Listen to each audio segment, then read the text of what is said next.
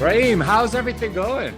Always relatively well, I'd say, in these times. So, hello from Vienna, Austria, which is still a Mm. nice place to live, but of course, the best times are in the past.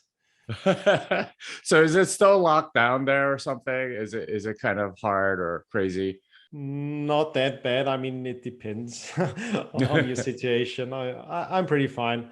You still wear masks in the supermarket, and it really helps a lot if you're vaccinated. So there's a lot of social pressure in getting vaccinated, but it's Hmm. fairly similar, I think, almost everywhere. Yeah, that's something that we could definitely go into. But I brought you on because you're an Austrian economist and you have a particular vision for the future. But before we get to that, can you tell us a little bit about your path to becoming an Austrian economics, expert in Austria, of all places, where it was born and so on. Yeah, it's very odd that's a very unlikely combination nowadays. Mm, I studied physics and economics in Austria and sociology as well, but in my studies in economics, I never really heard about the Austrian School of Economics as an economic tradition. I mean, Hayek is known and referred to because he got a Nobel Prize. So Austrians tend to be a bit proud, maybe, on one of the Nobel laureates. There's this kind of patriotism. But other than that, no, the tradition has totally disappeared in Austria. But of course, the mm, Austria of today is very different from the Austria in the past. Just a tiny remainder of what it was. And then, of course, the horrible Nazi time in mm, between, which led to an exodus of most scientists and entrepreneurs and so on. So it's a fairly different place. mm, It mm, recovered fairly well after the Second World War. So it's a high quality of life, but it's not really a vivid place. It's a bit like a museum.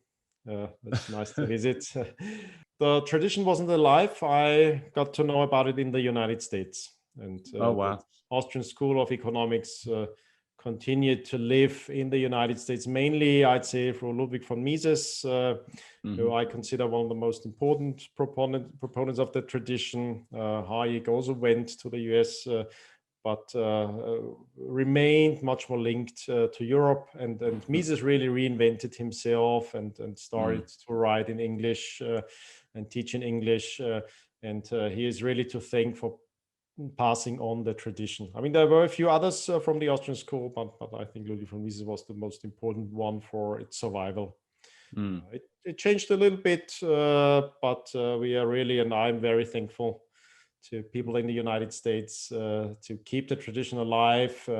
And then this interspersed global interest in the tradition, which always survived at the bare threat of a few people spread all around the globe, keeping it alive due to the personal passion for, I'd say, an interdisciplinary project of really understanding the world and human interaction. Well, so how'd you end up back in Austria, of all places, after having learned all of the Austrian economics in America? It's funny that you had to go there to learn Austrian economics when you end up in Austria. I've grown up in Austria. Mm, My heritage is Iranian, but I've grown up mm, in Austria. So my first language is German. mm, And I've started a family mm, here. So that, of course, links mm, you to a place even more. I spend a lot of time abroad, still traveling a lot, unless there's a pandemic mm, like right now.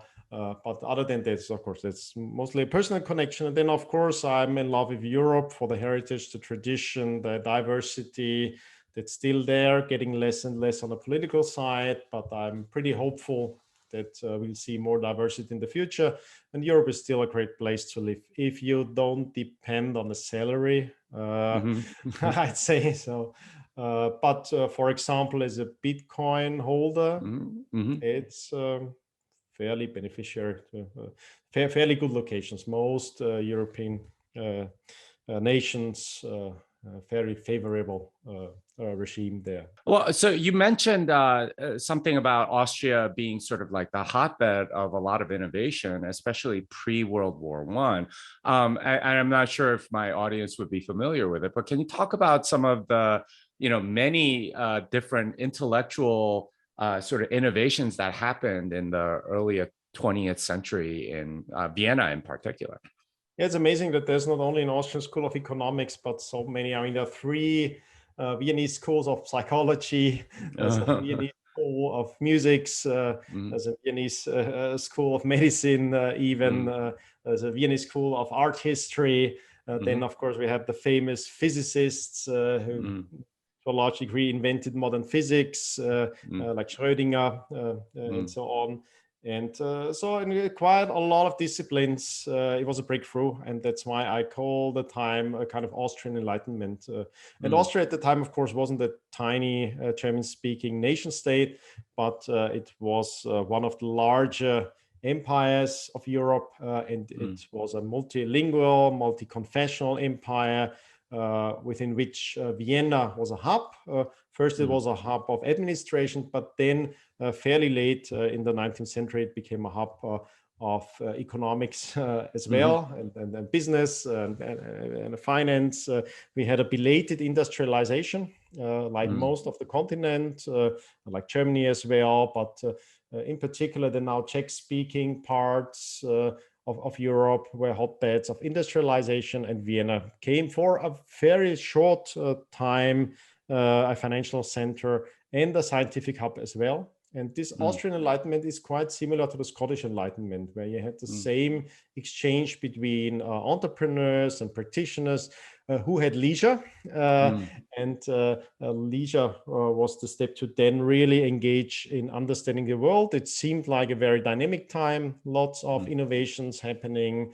Of course, this change in production patterns going from an agrarian society, which most of the Austrian Empire was at the time, to the new modes of production. It all seemed very exciting to a small minority who was in the hubs and who were aware of those trends of industrialized urbanization, technology-driven innovation, and finance in particular. So very bright people took an interest in understanding money, monetary phenomena, and some of those people were part of the Austrian School of Economics. And the Austrian School of Economics itself was part of a broader movement, which I'd call Austrian Enlightenment, which I think is similar to the Scottish Enlightenment in the sense that there it was the tobacco merchants who had leisure and listened to Adam Smith and so on, and had the coffee shops as well, this shop culture where you have leisure and you have time to read the newspapers and talk to other bright people. And it was very similar in Austria, that the place to be was the coffee shop or the salon, the private gatherings, and there you had the brightest minds of your time with from all different disciplines, practitioners, theoreticians, scientists, artists, all coming together to the same venues, and that's really, I mean, of course, a wonderful place to become a hotbed of new ideas.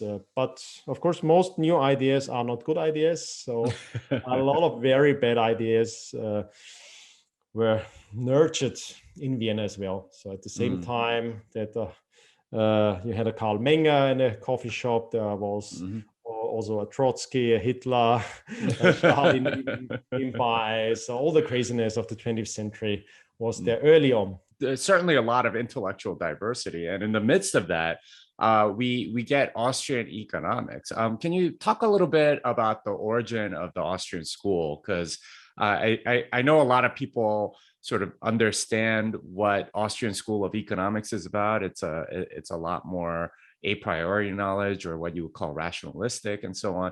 But how did it emerge, and what are sort of like the main tenets of Austrian School of Economics? The founding father is Karl Menger, and that's a very unusual economist who fairly early in his 30s already had his major breakthrough, one big work of his, which was very different to any economics textbook of the time. It's still very readable nowadays, and if you read other economic texts from the time or books, they are unreadable now.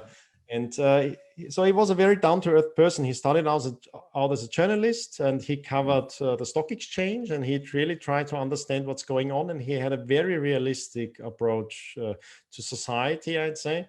And so he really wanted to study society, and he was closely linked to the establishment of that empire in turmoil, I'd say, really trying to come to grasp with the problems of modernity, in particular nationalism and urbanization, industrialization, technology, military changes, and so on. And he became the tutor of the crown prince.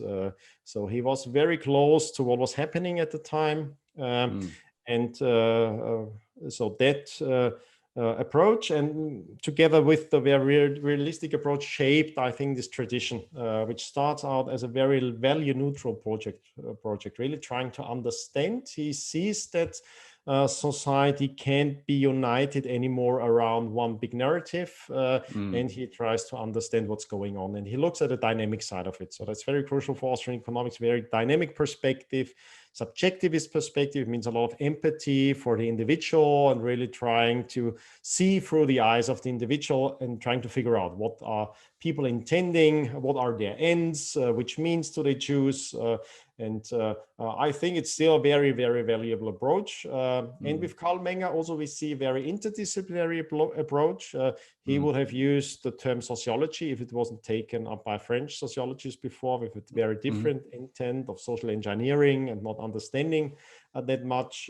And most of his books were about ethnology. So he studying different cultures and figuring out what's universally human about human beings, and then what shapes their action in itself. And then he was closely linked to the practice as well, not only on the political side, but on the practical side. His more important students are the lesser known, like Felix Somari, who was the founder of private banking in Switzerland, very prophetic guy, and then very important diplomats, and so on. But a lot of people who had a career, fairly brief careers within the monarchy, with the practical challenges of keeping together that kind of political system under the turmoil of modernity, I'd say. And of course, it turned out to be a failed project, but that time of crisis, I think, was crucial for understanding. So the Austrian School majored through a time of crisis. And that's why I think there are a lot of very realistic, down-to-earth insights, general patterns without too much judgment, because at the time you can't really judge. First, you need to understand what's going on. And I think that's crucial about Austrian economics. And interestingly, over time, it turns more into a more ethical project. So at the beginning, it's very non-ethical, very value neutral. But I think it's eminently ethical to say you only judge once you've understood what's going on. So you seek to understand first, and then you judge. I think it's a very moral principle, but at the basis, I think that explains where there's in a sense, an ethical turn then later on, by looking at society without any blinders and rosy filters and so on, really trying to understand what's going on. Of course, you see distortions, you understand phenomena of crisis, of pathologies, and that gets a more ethical dimension over time. So you described like Austrian economics having grown out of a time of crisis. What was actually going on that caused Menger to examine all of these things in detail from this very sort of like, I just want to learn what the truth is, that sort of very rationalistic, like, humble beginnings of Austrian economics?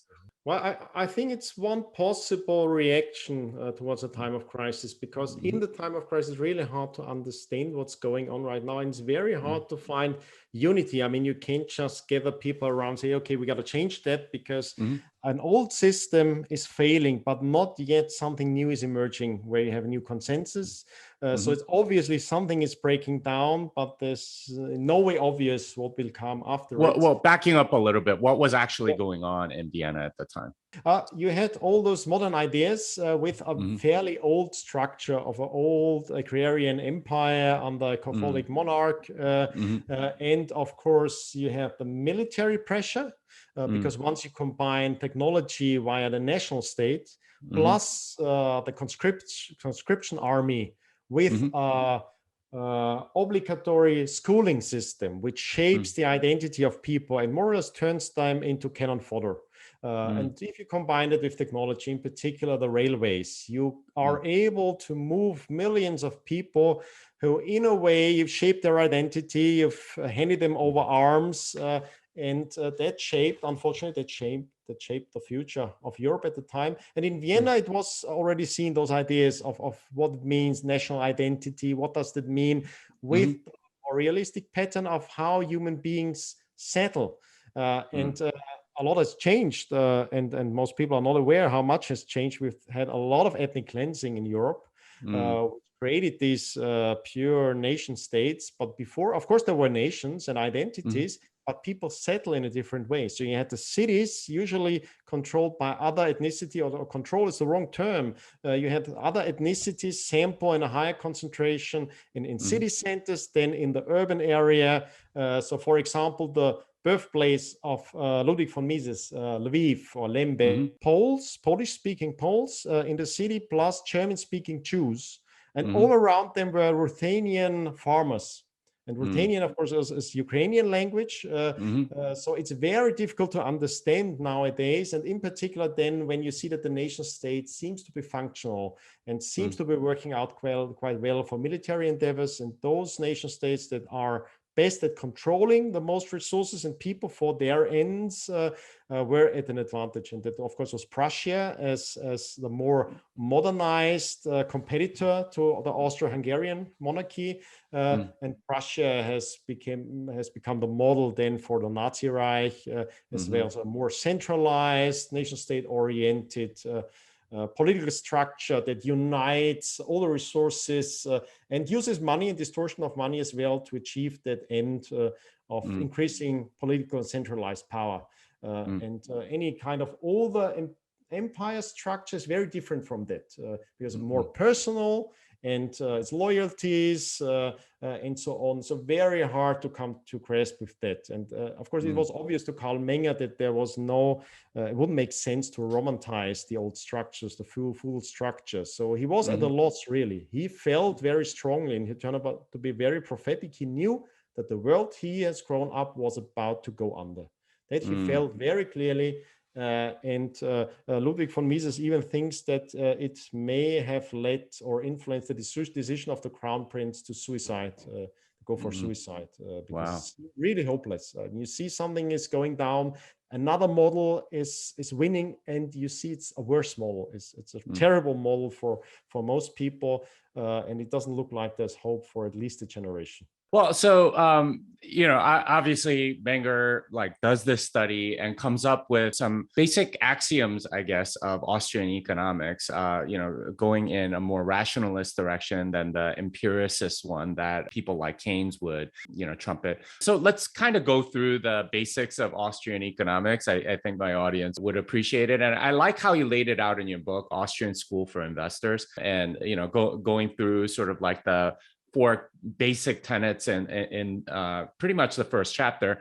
Can you describe what subjectivism is and why that's something that, that can be an easy axiom for people to understand? Yeah, it doesn't mean that everything is subjective.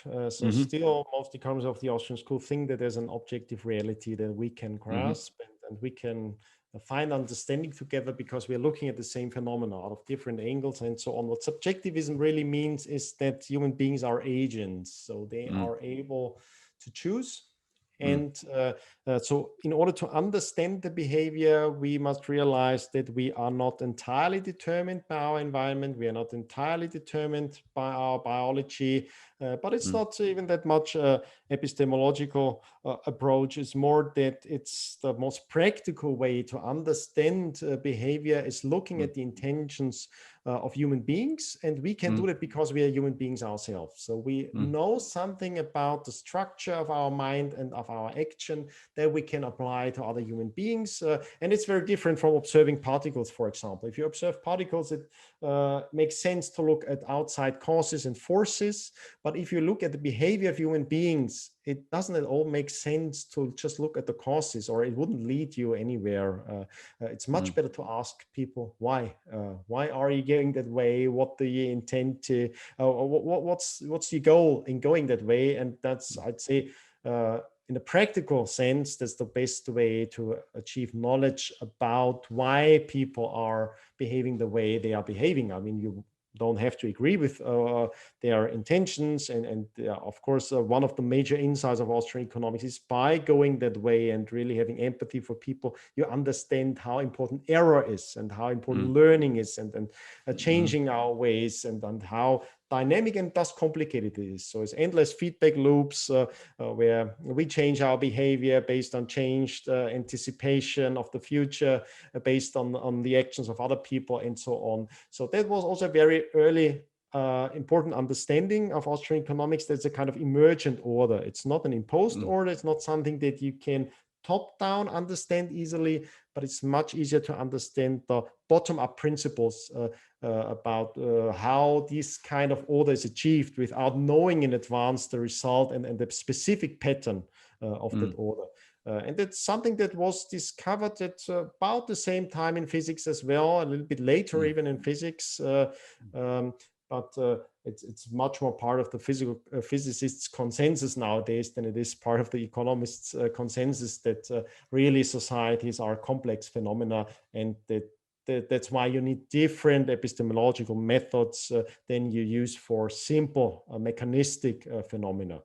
So society is more akin to living entities, organic entities, and that's I think one of the root base axioms, if you want to say, about Austrian economics, understanding or respecting that kind of complexity, and that human beings are agents, and that you're a human being yourself, and you have this empathy in trying to understand. You don't treat other human beings just as particles, as something that you can shift as a pawn on a chessboard or something like that. So there's some ethical dimension to that as well. But I think it arises naturally from the understanding what a human being is and what makes it a human being unique. I think you've described it very well. This idea that you can have an individual that has different desires, and that individual is very different than another individual. Whereas with something like Keynesian economics, you just sort of assume that everyone acts and behaves the same way, which definitely isn't true. And there is a subjective element to that. And that's something that Austrian economics takes into account, which Keynesian and other schools of economics actually kind of ignore. And I really like what you said about this bottom-up approach versus a top-down approach.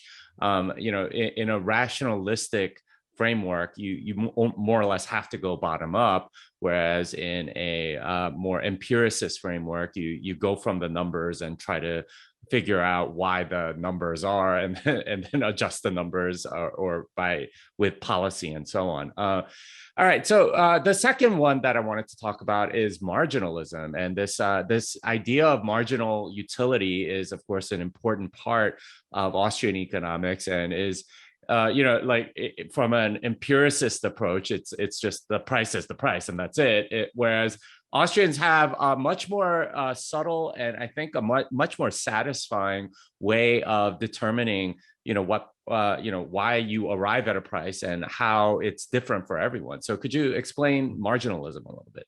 Yeah, it's behind the idea that price is not a result but a process, or price building is a process, and it's a dynamic process. So you look at infinitesimal changes, and that means you really look at the context of each action, where you're at, and you look at where it changes. So if you're into mathematics, it's really more about the differential quotient. It's where there is really the chain, where the curve turns, more or less, and that's why you look at the infinitesimal parts. And it also means that you don't have a homogeneous structure. It's changing behavior, it's dynamic behavior, of which the context is very important. The relative units that you choose upon are very important. And that leads to that kind of understanding that society emerges out of diversity, and people not only that we are different, but we are in different contexts at different points of time, different points in space as well. And all those infinitesimal changes then can be much more important than anything that seems like absolute and objective and so on. There's a lot of diversity as well in marginalism. I think a lot of the dynamics is in the marginalist principle. And it was really used to understand the diversity of human interaction, and understanding why there's still a kind of consensus process that's possible. It can emerge people coming from different sides and then meeting in the infinitesimally small but crucially important points. So it's really looking into the process. So still you can use the kind of curves, from mainstream economics, but you don't look at the point so much. You look at the dynamics of people finding out about the preferences of other people, adopting their preferences to those preferences, and so on. And in the dark, figuring out where there's a possible synergy and win-win situation between different and diverse human beings. Yeah, and for me, I think learning about marginal utility, I was like, this is exactly just how I behave, right? If I have, four cast iron pans or something like that, the fourth one is not nearly as valuable as the first one, and that's just completely intuitive to me. Yet it's not a part of mainstream economics, this idea of marginal utility. It's just, okay, well, all of them, we're going to treat all of them the same because the math works out a little easier and so on. And that to me is one of the triumphs of, or the obvious, superiority of Austrian economics, is that you do treat units differently. And you kind of have to do that in order to do good economic analysis. Now, mainstream economists would claim that, yes, they have taken over marginalism and the insights from the marginalist school, but they treat it only in a very mathematical way. And they really assume that there's something objective about the curves without looking at the individual. It's not just you describe something or use it as a didactic device. It's really they sometimes think, even if they say otherwise, is in the unconsciousness that the reality is in the curves and in the models and the formulas that they use. And there's the mismatch. Of course, you can think you can do marginal analysis, but looking mainly at the differential quotients and forgetting about human beings in realistic situations, which are not all knowing and which don't all have those data points, but it's a discovery process. Yeah, and that's something about like mainstream economists that's always kind of confused me, is they expect humans to fit a certain model, like the supply demand curve, for example, I think that you were referring to, when a lot of times they don't, and it depends on the individuals within that society and so on. You can know certain things about what people may do, but like there's no way they fit this nice even curve. And they're often surprised when people act differently, especially given their equations that they kind of worship, I guess. Yeah, well, a good mainstream economist would disagree. He'd say, no, we don't believe that the models reflect human behavior. We think that they are useful. And we know they are simplifications.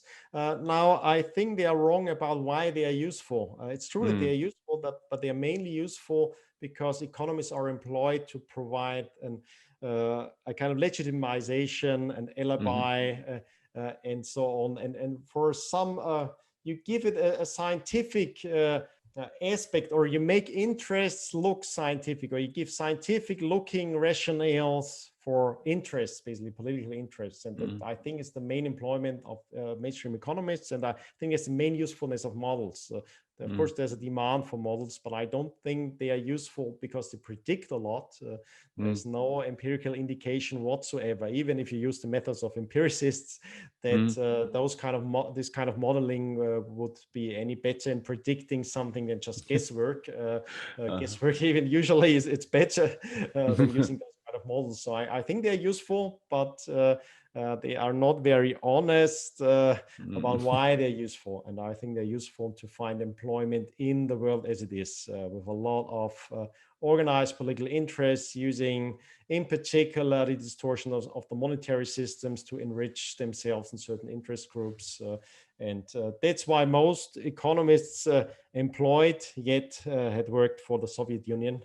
So the more planification, the more you need people producing rationales for kind of impossible planning that you try to do. And that's why in Western countries nowadays, it's mainly central banks and anything related to monetary policy analysis that you need. So even if as an economist you're employed, you'd be employed either for a central bank or as an analyst for a commercial bank, trying to grasp, trying to predict what monetary policy will look like.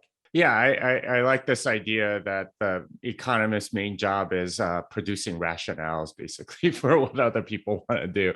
Let's move on to the third thing from the introduction chapter from this book, Austrian School for Investors.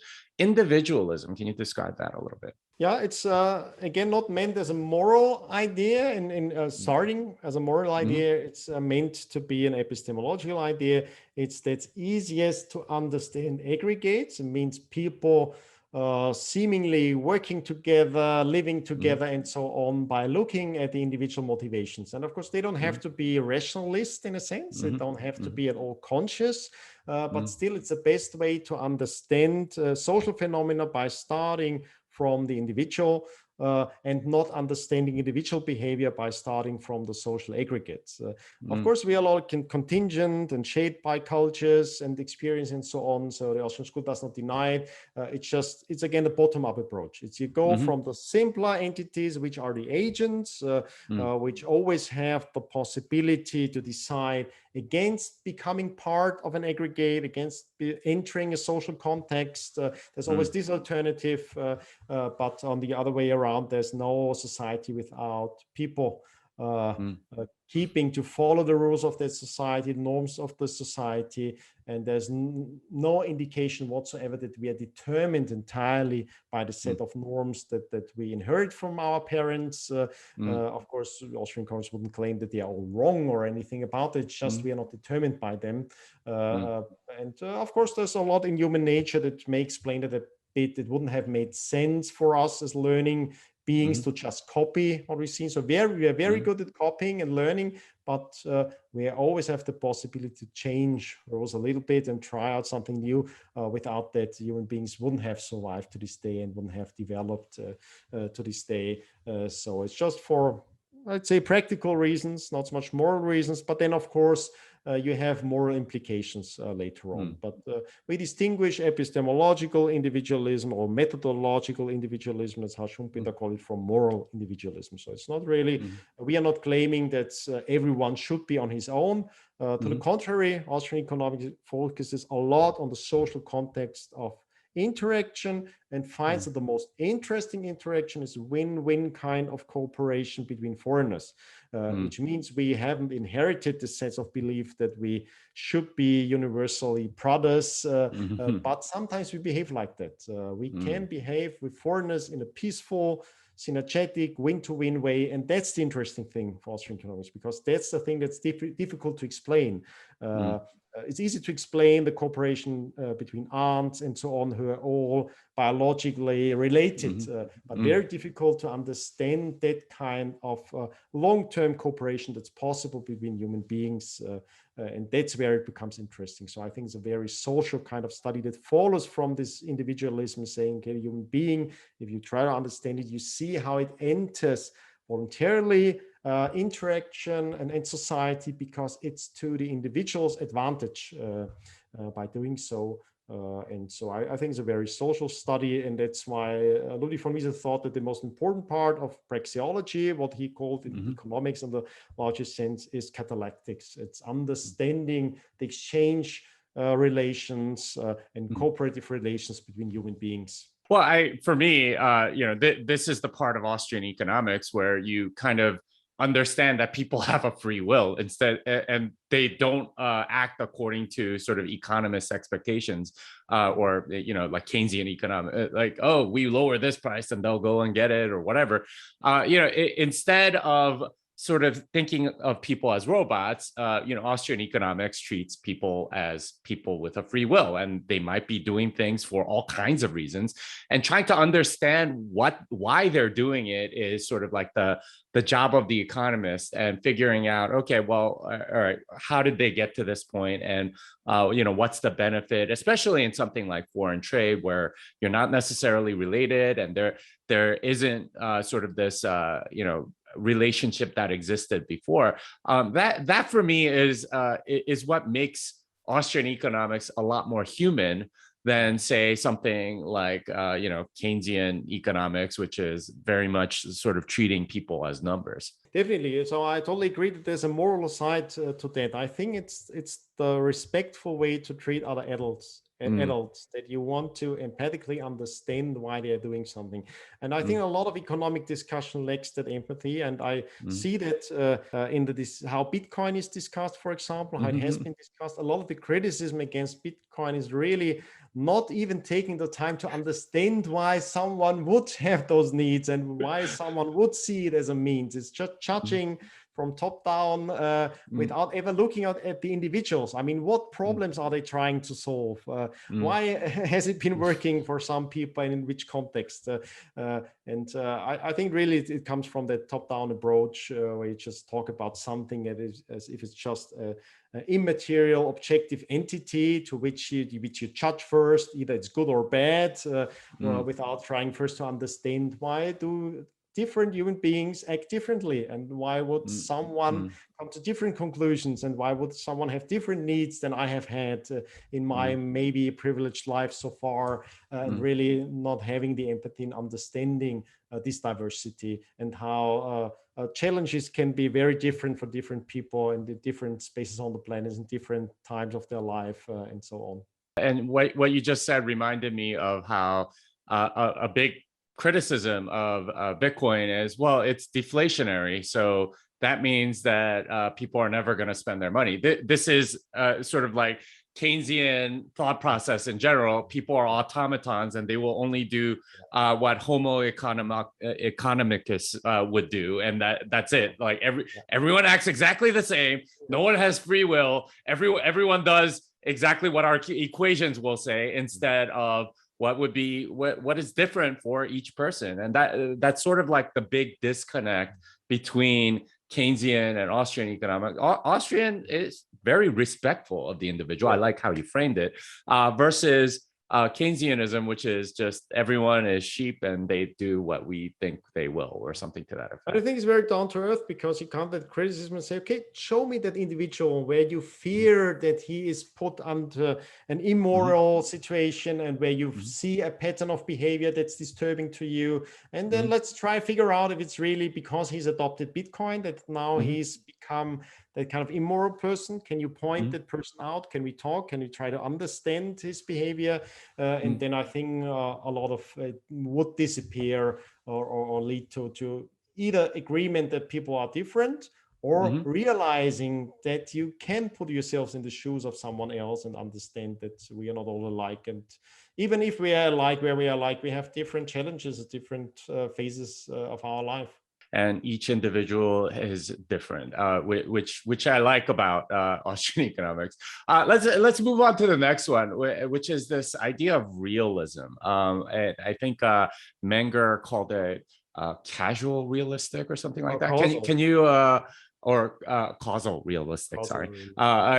Could you describe this idea to the audience? Yeah, I think it's in the original sense, it's a scientific mindset, but not in the technocratic sense of today. It's in the sense that Karl Menger didn't believe anymore that you'll achieve unity between human beings because we all believe the same thing, or because we are all alike. So he had the hope that it's by realizing that we are sharing one reality, that we can be united in understanding this reality, and coming to grasp with it. So it's, and then on the other side, it's a down-to-earth approach. It's you understand that you may not like what you see, but that shouldn't shape the way you try to understand it. Because you think that knowledge is a value in itself, that you as a human being, you have the capacity to understand, you have reason, and there is something moral to it, to rather using your reason than rationalizing a fantasy world which feels good but is not good, and maybe to the detriment of other beings, where that's the worst case, where you live in a fantasy world and really someone else is bearing the cost of that fantasy, and you're just not looking at the cost you're imposing on other people.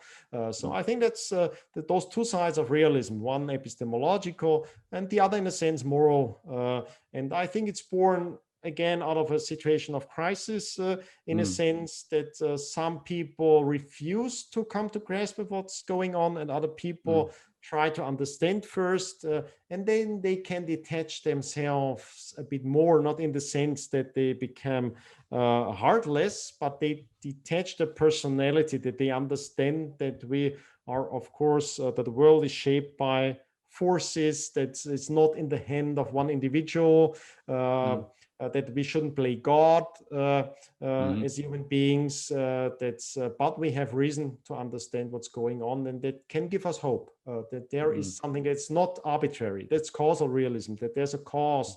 That there has been a cause before. That if you live through some kind of misery, you look at the causes. You're not feeling incapacitated. Only you think that there are causes, which means you can learn from them. You can avoid them in the future. So even if there is no hope for change for yourself, there's a big hope of passing on learnings to the next generation. And that's why Karl Menger, for example, he focused mainly on being a good teacher and having great students who then would become very important for the world. And a lot of the things that I think are hidden, but very important and crucial for the development of the world. And that I think is the moral dimension of realism.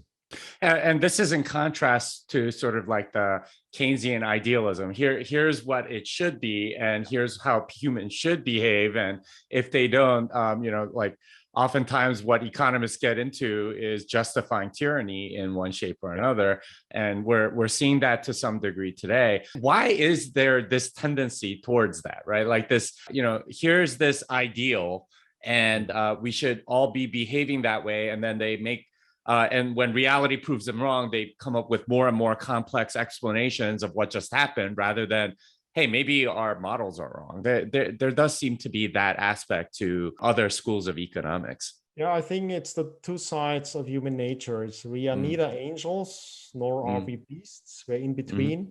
And language, for example, is a great tool for cooperation, but it's a great tool for lying, and it has been from the beginning. So there's always this tension in human nature between the poles or two sides, between the beast and the angel, maybe, or something very high potential and something of beastly nature, where it's just your interest, your survival instinct, and so on that counts.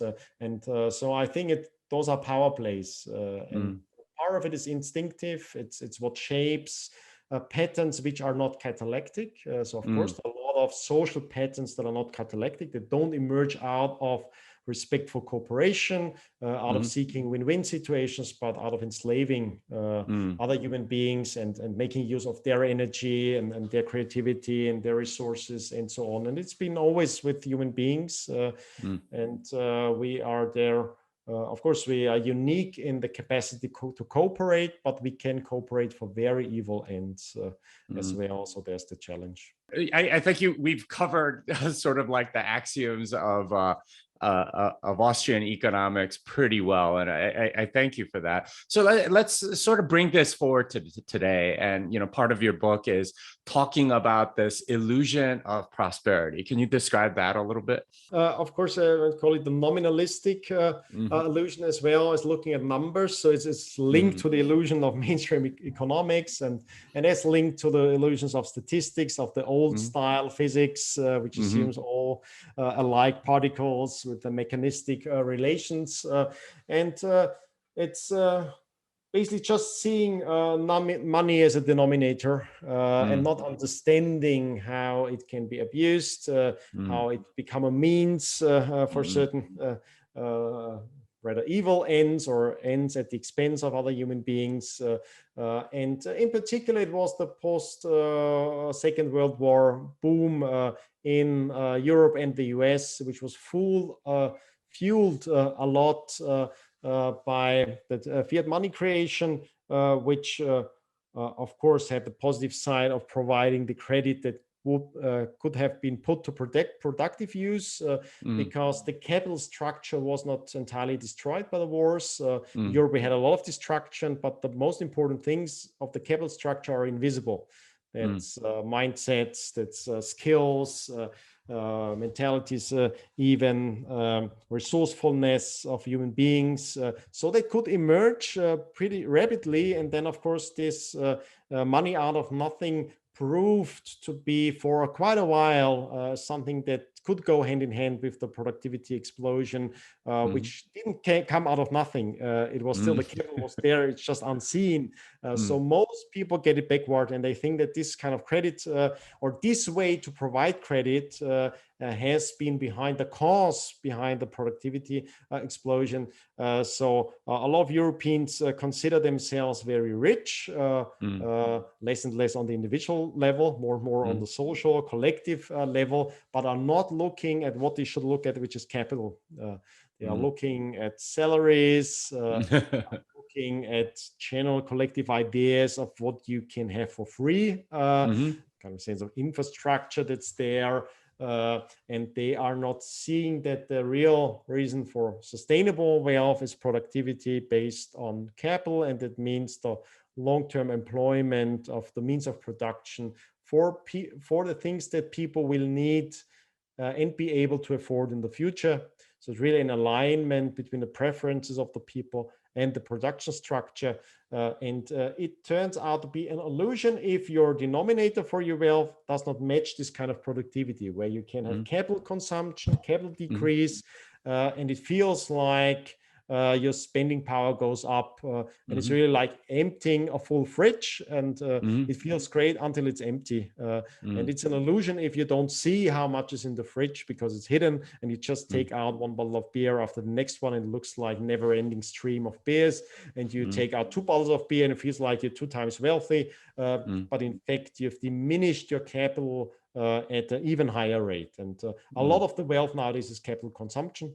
It's true for the US, that's true for Europe, it's true for China as well, because almost everyone has followed this model of combining the longing for productivity, for material progress of human beings, plus the capacity to finance that longing, but without looking at the distortions and without looking at the invisible capital structure and how it deforms over time. So the problem becomes worse over time, and it becomes more and more illusionary. For example, the Germans, which have the feeling that they are among the richest in Europe, if you look on the individual level, you find out that home ownership is fairly low, that if you look at wealth per capita, even just using the nominal measures of wealth, you find out that they are among the poorest in Europe because there's so little ownership, a lot of dependency on salaries, which are then used to have credit and so on. So that can be partly illusionary. And then, of course, waking up from those kind of illusions can turn out to be terrible. And we've seen some of that in the US and parts of Europe, where parts of the middle class are waking up and feeling suddenly very poor because they feel that what's important for their lifestyle is out of reach for them. So having your own home, having your own car, having a safe environment to raise kids and so on, everything that was considered like typical middle class gets more and more out of reach for individuals. So you have this mismatch. And then, of course, you're looking for scapegoats and so on, because you seem to know that on a collective level, you're among the richest on the planet. But on an individual level, it doesn't feel like it. It feels like a treadmill, and it's a kind of mismatch. And whenever there's kind of mismatch, realism tells you that there's maybe something you're not seeing. And then the term illusion, I'd say, applies here. So you're describing this whole game that they're playing with the capital structure as a way to deceive people, and then people sort of wake up to it. What are some of the catalysts for that, like, moment when, I guess, like from the Matrix, it'd be when you're taking the red pill or something like that? What's the moment for a lot of people when that actually happens? Yeah, I think it relates to your identity. It's how you see yourself, and part of it is social. And if you've got the idea that you are middle class, like most people think that they are middle class, in particular in Europe. If you ask, a lot of people think that they are middle class, and then you realize that what you thought would be an expression of having a successful life, not being a loser, in a way, there's a mismatch. So it's not a continuous effort. It can be, then it's a shocking realization at some point in life. You realize you thought that you had built up something, but it's really not as sustainable as you thought, and you feel much more fragile in your structure than you would have thought. And that's the same with institutions. I mean, it can be different triggers. It can be just a feeling of unsafety. Like parts in Europe, we are used to living in the safest surroundings imaginable.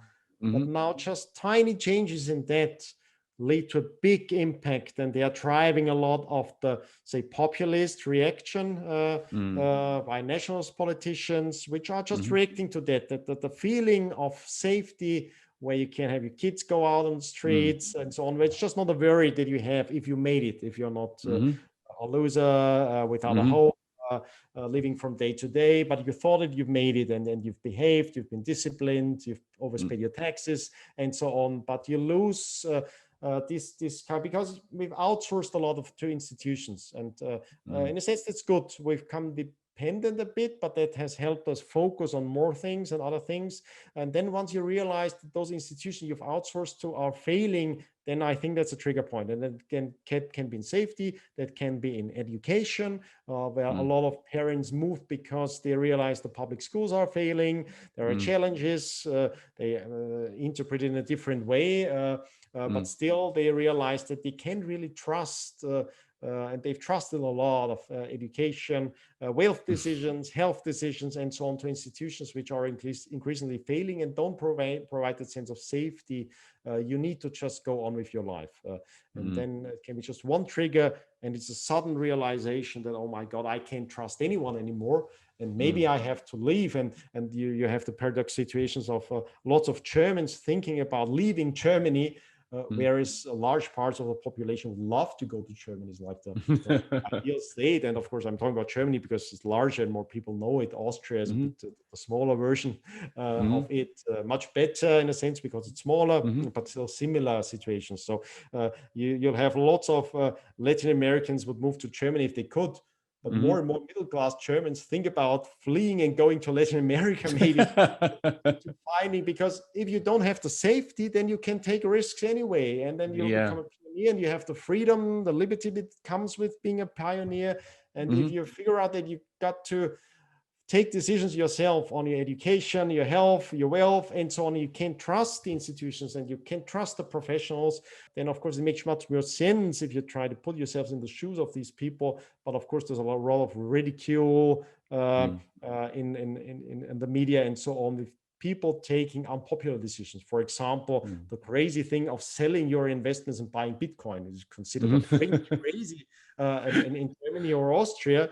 But of course, you need to understand what triggers that. And that's a loss of trust, of course. And of course, I think it's not at all irrational because the trust has been abused. There's a history of the abuse of the trust. We are high trust societies, and this high trust has been siphoned up for interest groups. So there's really no alternative in being, in a sense, distrustful and taking responsibility for yourself and figuring out who to trust. And you'll trust, naturally try to trust more in people where you can find peer-to-peer cooperation in a sense, or even technological solutions to the issue of trust, as it's tried with Bitcoin. Yeah, and it's interesting how you describe it that way, because you're saying like you're emptying the fridge. That fridge is basically trust, and once it's empty, it's just gone, and people sort of have this realization, or I guess what you would almost call like a class consciousness at that point, where they've been deceived before. And then they're now like, okay, I realize that I'm part of the poor people. This isn't middle class anymore. You talked about sort of this capital structure sort of very much deceiving people. So let's talk about it a little bit, because that really has a lot to do with the monetary system that we live in. And of course, like all of the central bank machinations. Can you describe how that works a little bit, and how people are deceived into thinking that they have more wealth than they have? Yes, the deception works quite well as long as you have catch-up growth. So it seems like if you have this kind of catch-up growth, means that there's not too much innovation. You see other countries being before you. And the great thing about technology is more or less you can copy it everywhere, like software. You can copy ideas, you can reapply them. And as long as you're catching up, as Europe was after the Second World War, as Asia has been, and it still is, it's easier with that kind of distortionary credit-based financing, because more or less you know, or you think you know what you need to finance, and it's just getting the fuel there, or the permission slips to hand out to people so that they can go along. It's really when it's about the future where it becomes challenging, and when it's about innovation. So the distortion is only seen after the peak productivity has been reached, and then you only realize it because there are signs of stagnation. And of course, stagnation doesn't go on a uniform level, but at least it triggers more and more of these realizations that lead to different kind of reactions. And then you can have breaks, like political events, conflicts arising that can't be just paved over with new productivity and new money to distribute. So a lot of the peacefulness of rich Western societies really is about the boom time after the Second World War, where you can pay off every interest group. And it's no problem. You can pay 70%. We have 70% taxes in total, if you include the fees and social security and so on. But still, every year we've become richer on average and being wealthier. So, of course, keeping 30% of twice what you had before still seems like a good deal, but that has stopped. So we have stagnation. So we get more and more the feeling that we can't pay off as easily the interest groups we had, and you would have to increase in an exponential way productivity to just keep up with the old promises and with the old habits of trusting that those promises will always be fulfilled. So that's the distortion. For a long time, the deception really works, and it seems to work in an economic way, and it seems to work in a political and social way. You really can have, if you produce the money that you hand out, and you still have a population eager to more or less copycat a kind of economic development that has happened elsewhere, and you import the technology, and then maybe you have some capital built up in the past, which is there, like having a dedicated, hardworking population, people being used to situations of trust, of loyally cooperating over long terms of time, which of course is also capital that's been built up over a long time in the past. And then it can be a match where it looks like it's really a miracle. It's like wealth miracle, and the deception can go on for long until it doesn't. Until after the peak, there's stagnation, and then more and more it's just things that are triggered, and you can't really predict when and at what time will be which trigger most crucial. But you can predict that we are within a time of turmoil, where this trust is lost because for many reasons, economic reasons, political reasons, but I'd say mainly reasons that can be explained by Austrian economics, is this kind of productivity is not possible anymore. And I think the main reason is that we've caught up with what's feasible, and to a certain sense we've even regressed. In a lot of fields we haven't had we have even technological regression, and for example, nuclear energy, we thought we would enter an age of free nuclear energy, and it was really destroyed in the bud, mostly in Europe. In Austria we have a fully developed nuclear power plant ready to launch, and it was never started because then for political reasons it was deemed unsafe to go that way. And so a lot of this creativity and technological development really didn't have a chance to develop with a rapid flight like the Concorde, the French one, and so on. So in many fields it looks like we've even regressed to what seemed possible and achievable in the past, in the more positive spirit after the Second World War, where this catch-up growth was still there and seemed to be accelerated by having a new global order of people cooperating, exchanging ideas. And I think a lot of people unconsciously feel there's a kind of stagnation. And if you ask Western Europeans nowadays, do you think that your children will have a better life than you had? Most, there's a big majority saying no. We think they'll have a more difficult life. And of course, once the changes, that's the most important thing. And also from Austrian Economics, it's all about anticipation. It's all about the future. The future is shaped in the present. So don't look too much into the past. Look at the anticipation, how we look into the future, how we go into the future. And there really are the big changes that have happened and are happening and are showing us the triggers, a kind of system change or system turmoil or age of crisis. Well, I really like this idea that you brought up of, you know, capital consisting of stuff like trust in each other and like having this, you know, that's capital that's built up. And what's interesting about current state of affairs, especially in the world today, seems to be that capital is being spent too, right? Like there was sort of like trust in institutions, trust in government, and things like that. But that's definitely breaking down, and that as you've argued is part of the capital formation or the capital that we're spending essentially instead of being formed. As you I think very eloquently put it, you know, the Asian miracle and the rebuilding of Europe post World War II, that was that capital that was being utilized to build all of that up. And, you know, in like sort of low trust societies, you don't have that capital, and it's much harder to build things up as a result. And that seems to be breaking down. So what are some of the consequences that as a result of this sort of breakdown of this other kind of capital that, you know, other economists pretty much completely discount and don't look at all? Of course, the negative results are obvious, so I'll focus on the positive ones. Because there's a lot of abuse of trust, and trust being a siphon off, as I called it, you now have a chance to challenge the ways we've been gone about and the ways of our institutions, how they are shaped, and you can unmask, in a sense, the games that they've been played and try to figure out better games, more win-win games, more synergy. So I don't think we've reached the peak humanity yet, and so a lot that's telling of the end of history. I think the positive thing is that we realized that we haven't reached the end of history, that history is just starting and getting started again and getting more dynamic. And that, of course, will bring a lot of turmoil, a lot of people having to figure out, and a lot of suffering potentially. But the chance to learn, the chance to improve, to have better institutions that are more aligned with our long-term preferences as diverse human beings, without the need to live together in a peaceful, cooperative way on the planet to fulfill the human potential to its highest. And that makes me fairly optimistic. And that's why I think I put so much interest and focus on practical projects.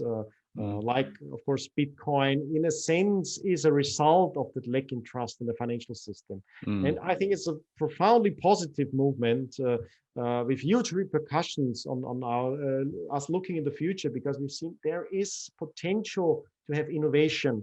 Once you have enough people, and it's just a tiny minority, enough people thinking that it's worth to try out something new, that it's you don't just disrespect certain very natural needs because you can't explain them. You try to figure out better ways, provide better solutions, a better infrastructure for human cooperation. And that's why I'm part of Free Private Cities Foundation. And we try to, I think, mainly inspired by what Bitcoin has achieved, and in a sense, being an alternative to failing institutions where a lot of trust is abused by, the field of wealth and wealth allocation investment. I think one of the most scammy parts that there are, where really trust, there are institutionalized con games. So that's really consumption of capital, of trust to a very large extent. And I think we're having the same in the political institutions, in the infrastructure of us not only working together. I think the infrastructure of cooperation is money, in a sense, and the infrastructure of us living together is politics or political institutions, the legal institutions, the legal frameworks. It's really hard to pinpoint it because it has wrong associations.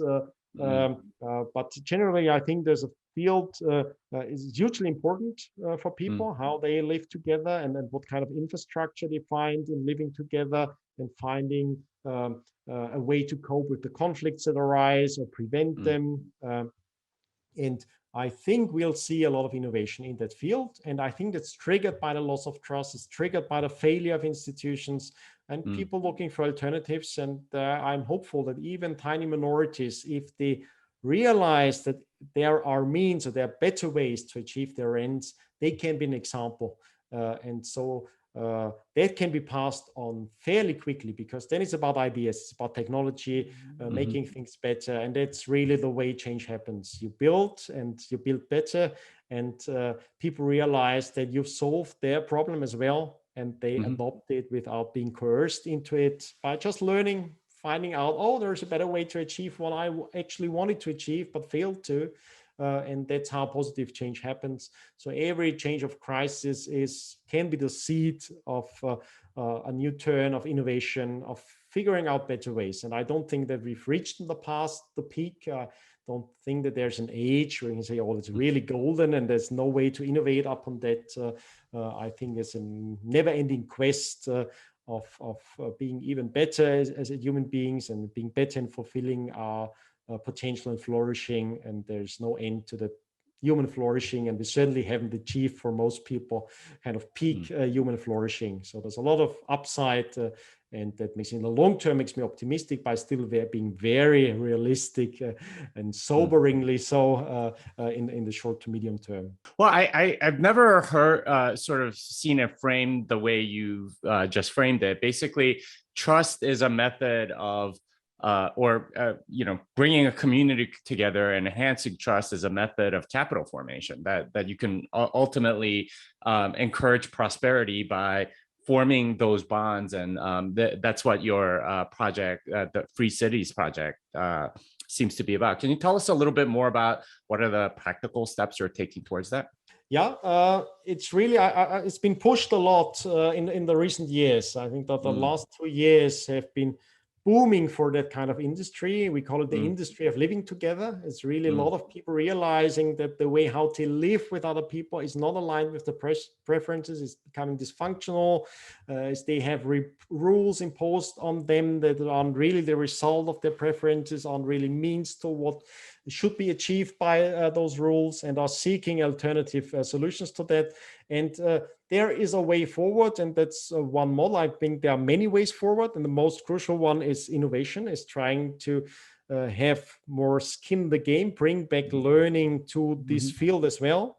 So have people offering new ways, new frameworks that you can voluntarily adopt, and where you have the people bearing the consequences if they fail. So that's the crucial first step, and it's very the opposite of what we assume to be politics nowadays. Is today's politics is like, you fail and it gives you more power. The problem that you dare to solve, you've increased and you've made worse, and now it's even more need and legitimacy for you having more power to solve the now even larger problem. So we need to go back out of this vicious circle and doing it about a more entrepreneurial way, in people experimenting with new legal frameworks, offering them up in a very transparent way, in a peer-to-peer way that's respectful to other people, offering a choice not because we're all seeing and know everything. It's because some people with some experience figured out something which they think will be a better solutions to problems. Some people have, not everyone, and offering that and bearing the consequences if they fail, and are really thinking a lot about how you avoid the kind of bad incentives of power structures and so on. So this part incentive optimization, part of being really transparent, have a contractual nature, and it's inspired by the practical experience first of special economic zones, which are underestimated in its historical impact.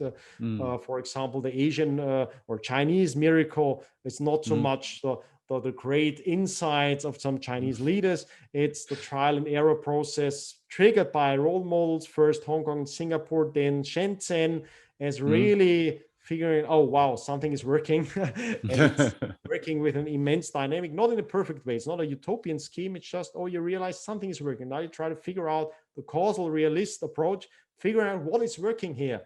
And it's really about having the tolerance to experiment with a legal framework, figuring out if there are better ways to do something. And that's what special economic zones provide. So there are already 4,500 special economic zones all around the planet, because politicians realize, well, something must be working there, but most fail because they are not going far enough. It's not enough to just have an industry park with low taxes. People are not homines economici, like the economic model guys, but we are holistic entities. We're thinking about where we want to live, where we want to raise kids, and so on. So by combining innovations in residential offers and industrial offers or frameworks for economic development, you can bring together two fields where we have a lot of entrepreneurial experience already, and it's bring together special economic zones plus, let's call the gated communities or entrepreneurial communities kind of lifestyle offers that are different for different people, but still show that there's a demand for that there are entrepreneurs that can survive on the market because of what people voluntarily choose to opt for those kind of lifestyles. And but that's just the historical cases which we used to show. It's not a utopian scheme. It's like you bring together two things that are already working, and most crucially, you open up the field of innovation there. So I don't think it's just a gated community plus the special economics, and it's just realizing, wow, already by those two things we're working out. If you open up the space for experimentation, we can expect a lot of different legal frameworks and ways of living together that are much closer aligned with what people really want in the long term, and are much more conducive to the flourishing and cooperation. And if you look at the size of this industry and how much suffering and failure there is to the dysfunctional ways of living together, it's immense. I think it's the biggest potential, the industry with the biggest potential today that we have. And we already see a lot of this pioneering spirit entering it. And of course, different people will approach it in different ways and have look for different USPs and pinpoint to different approaches. The Free Private City Foundation, as a Swiss foundation, tries to be very neutral and just like fostering the spirit of trying out something new, of giving innovation a chance, and looking at it in this respectful peer-to-peer way of really human beings trying to figure out synergies with other human beings who are not everywhere alike, but find some common ground where they can improve their surroundings, their environments, and the way they live together with other people. And that's, of course, a demand for working neighborhoods, for cities as the infrastructure of cooperation. It's where not only you go to have a job, but you get inspired, you have an exchange of ideas, and really have produced the hubs where we'll have the innovation of the future that we don't know right now, and we wouldn't be able to tell from crazy ideas, because most ideas will be crazy, will turn out not to work, and we don't know which ideas will be the most important ones for the future. So I think it's crucial, the free private city model that was an innovation by a German mining entrepreneur, Titus Gebel, who wrote a book, Free Private Cities, that I recommend to everyone. And he thought about a practical way how he would, as an entrepreneur, approach that. That I think is one of the most promising ways to go about it. It's first about getting that kind of sovereignty that the special economic zone has, but add on the aspect of a special administrative zone. And that's something that's already there, that has happened before, that we've seen in the Emirates, for example, and that you can improve upon. So it's a gradual improvement upon tried and trusted structures, and hoping to bring in a whole new level of diversity of people figuring out in what ways they want to live and with whom they want to live. And for some, it'll be very intentional, community-like, very close alignment. And for others, it'll be just a very basic infrastructure, which leaves you alone if you go your way in a voluntary and peaceful fashion. But there will be a lot of things in between. I of course, have my personal expectations, what I think are the most promising ways to go forward, which will be the best offers for most people. But we really need to be humble in that entrepreneurial approach that we need to figure out. And there's a lot to figure out and a lot to learn, because it's really a new field that becomes possible, because the institution of the nation state is failing, and the structure that we have, the geopolitical structure, is changing. Of course, it's an open secret. I think that the American age won't go on forever.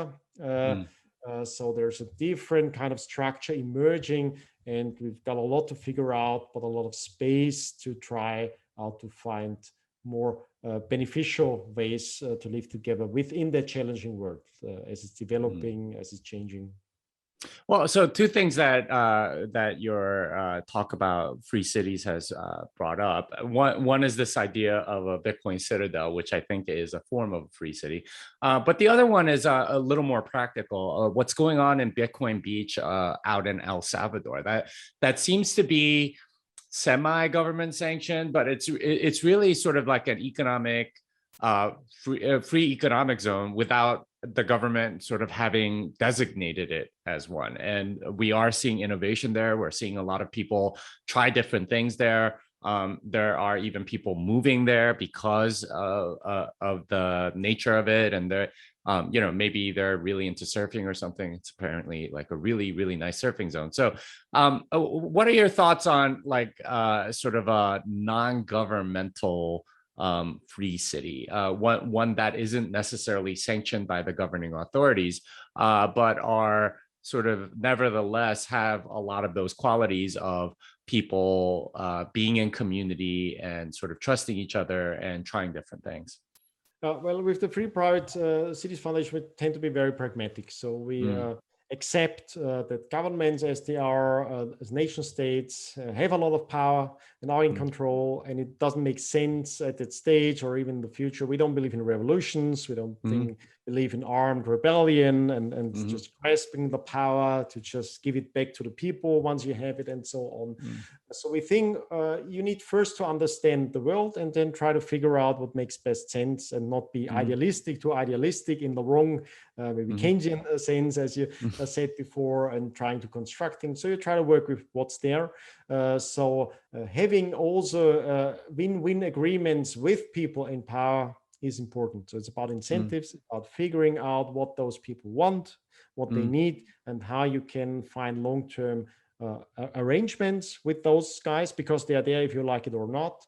And we think that we can learn from the mining industry, and we can learn from the special economic zones industry, that it's possible if the incentives are right, not perfect, but it's possible to have long-term arrangements, because in the end, they are human beings as well. And there is some economics in the long term tends to prevail, in the sense that there's people prefer health to disease and life to death. That's how Ludwig von Mises put it. In the end, there's some trust and some optimism that things can work out between people, even if the interests are not aligned, that they can work out. And that's the approach we take. Of course, we think that a lot of governmental structures and services are dysfunctional. And that's why we're not coming in saying we'll make it better, but we'll try to figure out where's the pain, where's the problem.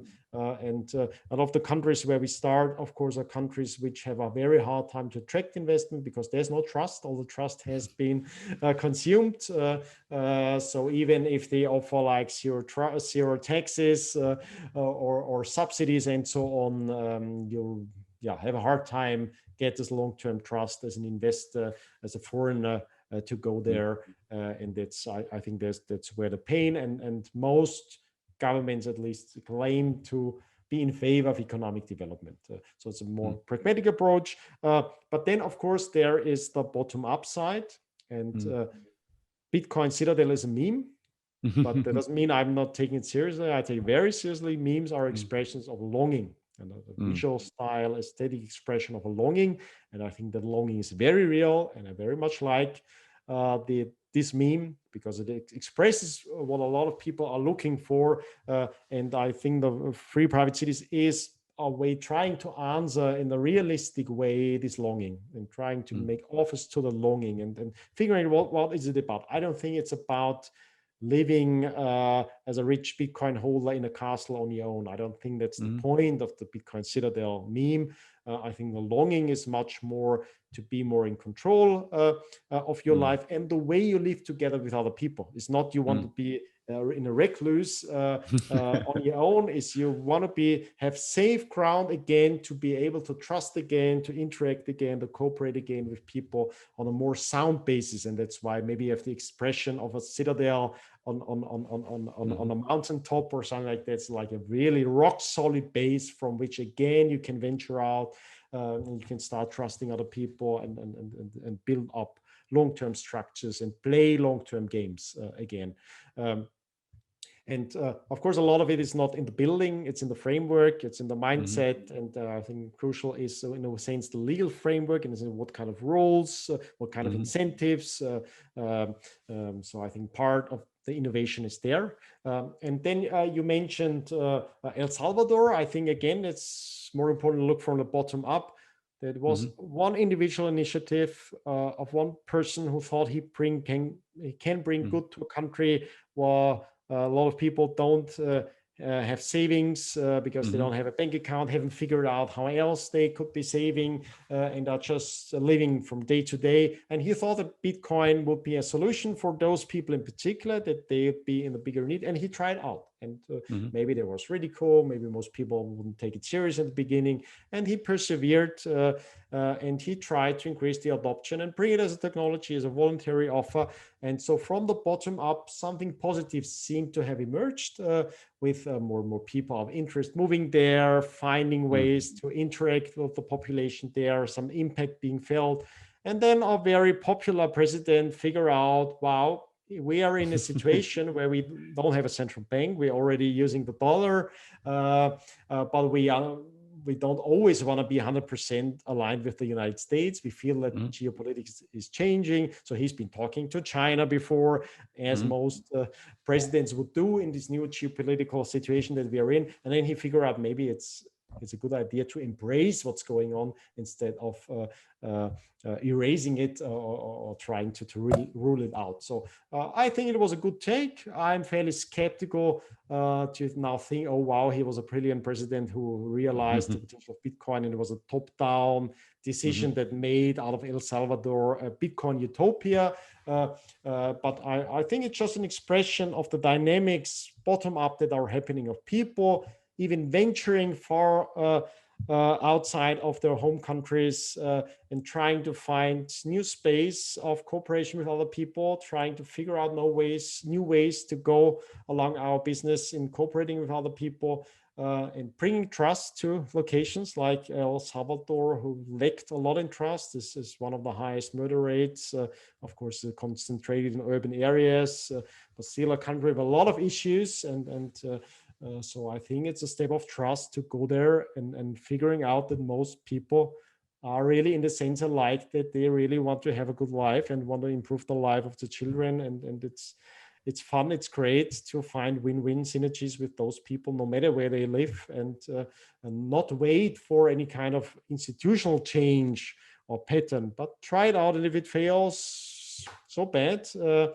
But if it works out, it can be a role model. And that's really, I think, how change happens. I would have hoped for it to get a more sustainable thing. The problem with political reform from the top down is that it tends not to be sustainable, because it's so closely attached to those in power. And if they change, and in Latin America it changes a lot, it's like the pendulum always swinging between left and right. And then of course you figure out, oh, he was a bad guy again, and of course everything he did was bad, so we got to do the opposite of what he did, and it's kind of win-lose politics.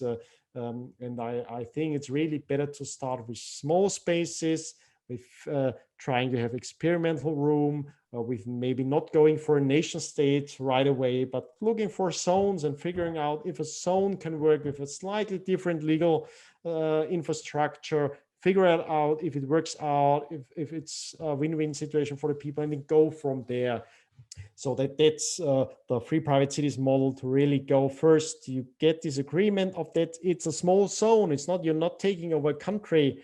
It's most of the more interesting projects are really greenfield developments. It's like places there is nothing, there's no development, and there is no sensible way of thinking that there'll be development because no one would in his right mind go there and invest there because there's nothing there, and there's no capital there, no infrastructure there. And then you try to get the framework where it makes sense to invest, where you have the right incentives, where there's a big economic upside, where you just don't have to convince people for the brotherly love that they go there and help. It's you really find a win-win situation of people who think that they maybe figured out something and can have a profitable offering for both sides, because if it's a better solution for more people, it'll be profitable for both.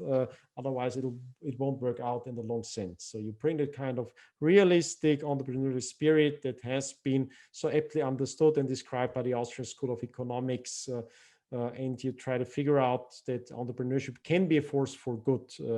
Of course, nowadays there's a lot of distortion, so I wouldn't underline it to 100%. So I think, of course, there's a lot of misaligned entrepreneurship, but I still profoundly believe that, in particular, if we get rid of those illusions, those monetary illusions of linking maybe personal success with just a number on your bank account or some ridiculous thing, or the car you drive, and so on, but going for more long-term building up of capital structures and having long-term beneficial relations, I still believe in the force of good of catalectic. That means economic, in a sense, interaction, cooperation between different people, which don't have to think alike in every little aspect of their lives, but have a common ground and common understanding.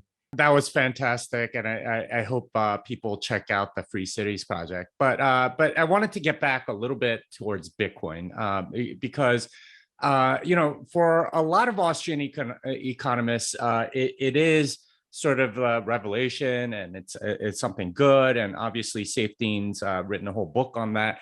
But for others, they seem strangely resistant, and not necessarily the academics, although there's plenty of that. But especially the old school gold bugs, the people that come from that tradition, have been in the Austrian school, maybe libertarian for a long time. Make the what's going on? Why is there a split, first of all? And second, what can Bitcoin teach Austrian economists about the nature of reality, and how do we handle that? I think it can teach a lot of humility, which gets lost, in particular if you pursue Austrian economics as if it's in the bad modern sense science, like you are the expert, you learn it, and you have your credentials, and now you got to explain to people who are on the ground living it how they should go about their lives. But if you haven't ever started a business, have never been in the shoes of someone really doing it on the ground, so there's a challenge in particular academic economics, that you have this top-down approach, even if you think that you're following Austrian economics, or it replaces a kind of ideology. It's like this wrong idealism that you want to not describe the world as it is, but how you would like it to be, how it should be. It's not because the world is so complex, it's just like how you like it, or how you think it should be, and that can turn out to be very wrong, because it's really hard to keep track of all the paradoxical relations on the world. So I think it's over our mind to really rethink the world anew entirely. And then there were very good reasons to be skeptical towards Bitcoin. I was myself. I happened up on Bitcoin very early. Too early, I'd say, because back then it made most sense to be skeptical, because there was no track record, nothing to prove that it could work out. A lot of very bright people being very skeptical, a lot of cryptographers even being very skeptical. So a lot of the criticism that is brought up now could have been brought up in 2009, 2010, and would have made sense. So even at the stage, I thought, yeah, it makes sense to be skeptical. And then it taught us humility, in the sense that the pattern emerging that we've seen out of the behavior of human beings, out of the adoption pattern, that it's not alike something else. It's not a typical cyclical structure of just a new hype, of just some new internet money which gets traction and it's feeding itself, and it's a hype, and then of course it's over. It doesn't look like that. I mean, by now, I think it's obvious. And anyone who's was still, I mean, bringing up the same criticism as it was something new at the new Beanie Baby thing or something like that. I really, there you need to be empathic and realize, well, we are all human beings and there must be some rationalization going on.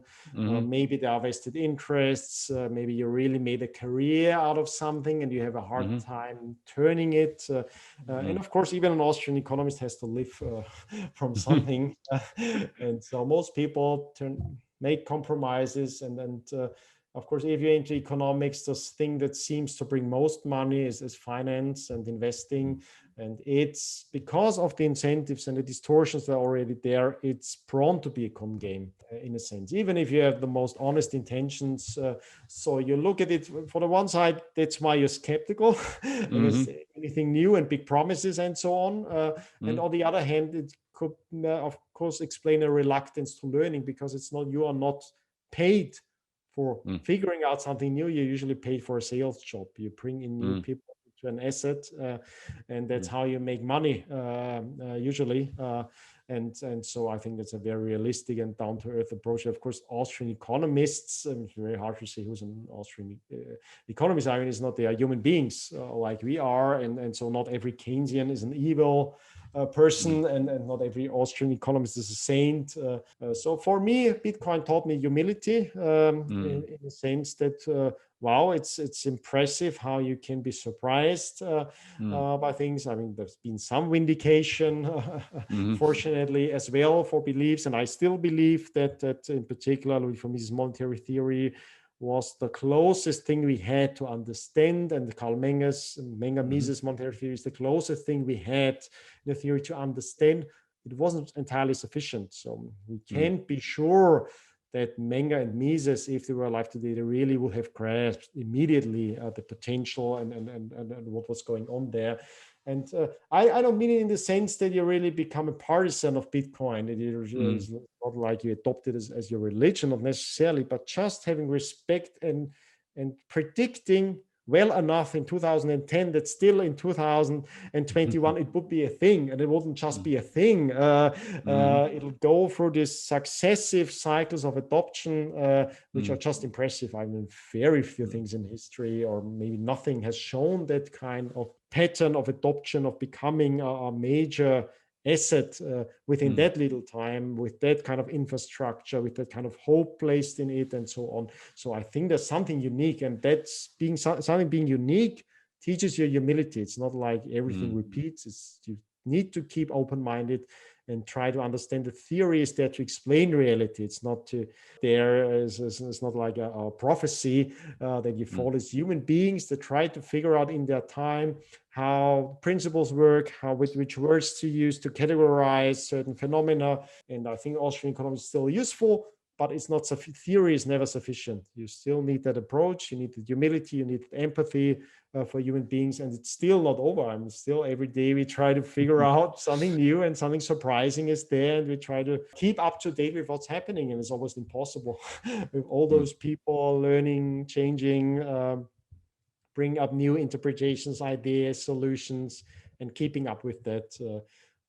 So I think that's one of the reasons, or another reasons, of course, it's been a surprising dynamic that we've seen here.